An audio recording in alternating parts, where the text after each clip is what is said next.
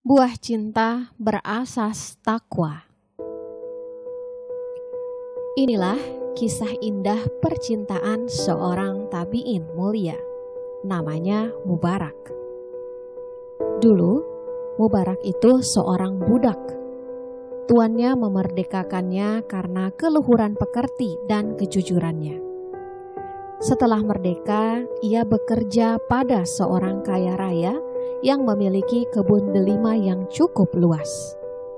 Ia bekerja sebagai penjaga kebun itu. Keramahan dan kehalusan tutur sapanya membuatnya disenangi teman-temannya dan penduduk di sekitar kebun.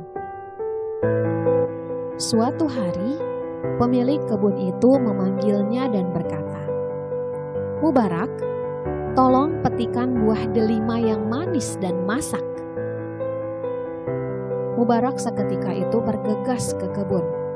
Ia memetikan beberapa buah dan membawanya pada tuannya.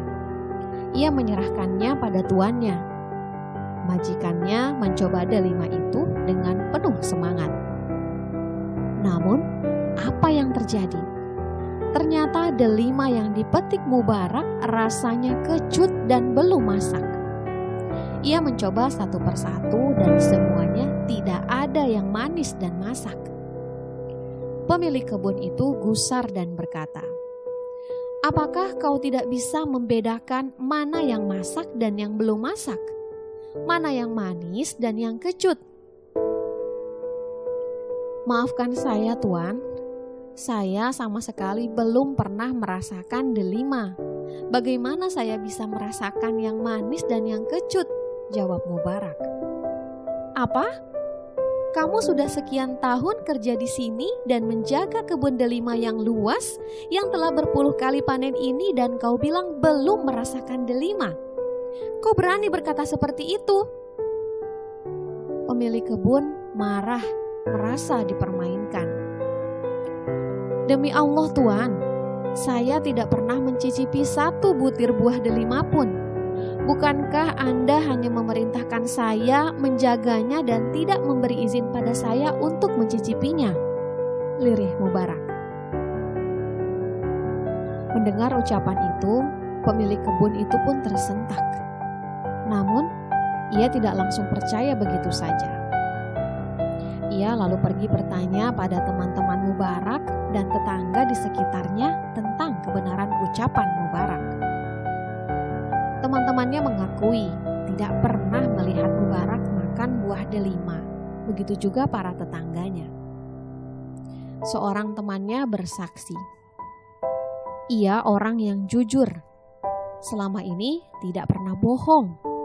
Jika ia tidak pernah makan satu buah pun sejak bekerja di sini, berarti itu benar. Kejadian itu benar-benar menyentuh hati sang pemilik kebun. Diam-diam, ia kagum dengan kejujuran pekerjanya itu. Untuk lebih meyakinkan dirinya, ia kembali memanggil Mubarak. "Mubarak, sekali lagi, apakah benar kau tidak makan satu buah pun selama menjaga kebun ini?" "Benar, Tuan." "Berilah aku alasan yang bisa aku terima." "Aku tidak tahu apakah Tuan akan menerima penjelasanku atau tidak. Saat aku pertama kali datang untuk bekerja menjaga kebun ini, Tuan mengatakan tugasnya hanya menjaga.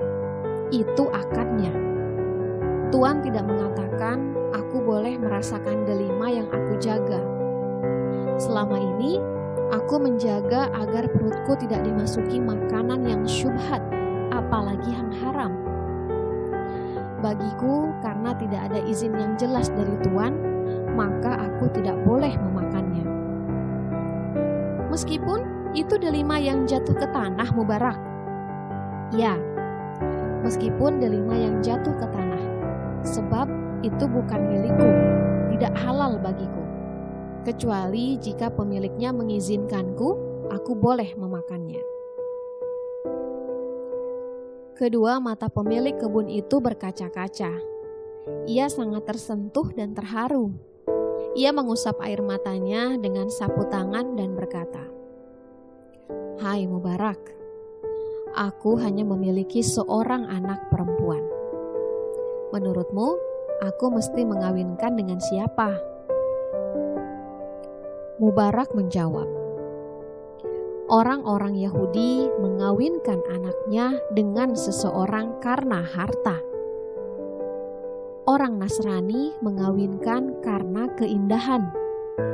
Dan orang Arab mengawinkan karena nasab dan keturunan. Sedangkan orang Muslim mengawinkan anaknya pada seseorang karena melihat iman dan takwanya. Anda tinggal memilih mau masuk golongan yang mana. Dan kawinkanlah putrimu dengan orang yang kau anggap satu golongan denganmu." Pemilik kebun berkata, "Aku rasa tak ada orang yang lebih bertakwa darimu." Akhirnya pemilik kebun itu mengawinkan putrinya dengan Mubarak. Putri pemilik kebun itu ternyata gadis cantik yang soleha dan cerdas. Ia hafal kitab Allah dan mengerti sunnah nabinya. Dengan kejujuran dan ketakwaan, Mubarak memperoleh nikmat yang agung dari Allah Subhanahu wa Ta'ala. Ia hidup dalam surga cinta. Dari percintaan pasangan mulia itu, lahirlah seorang anak lelaki yang diberi nama Abdullah. Setelah dewasa, anak ini dikenal dengan sebutan Imam Abdullah bin Mubarak atau Ibnu Mubarak, seorang ulama di kalangan tabi'in yang sangat terkenal.